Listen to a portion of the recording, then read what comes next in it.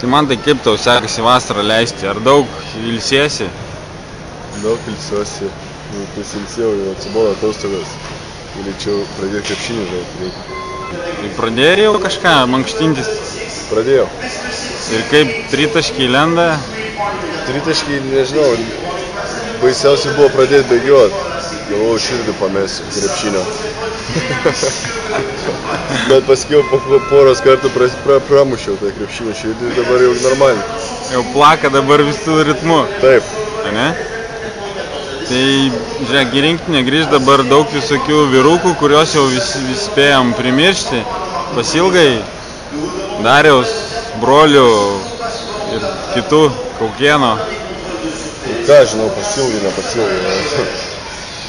Kas bus, tas gerai.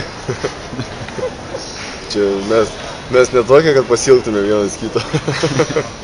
Ką vaikiai laisvalaikio? Ar ilgai tas tavai? Kiek ten mėnesių, savaičių? Buvai kur nors išlėkęs, deginaisi, ar iš futbolo žaidėjai, ar kaip? Tai va, tai viską pats ir išvardinai, ką veikiau. Ilsėjausi iš tikrųjų gerai, viską dariau, kaip priklauso.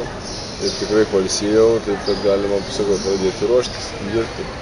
Tai jūrai maudėsi kokioj nors? Maudžiausi. Kokioj? Ir Baltijos maudžiausi, ir kitoj maudžiausi. Pats, kur ir tu maudėsi mane seniai. Dabar Tomai greičiau, nes lėktuvas mūsų vėluoja. Liekam pasiimt daiktus.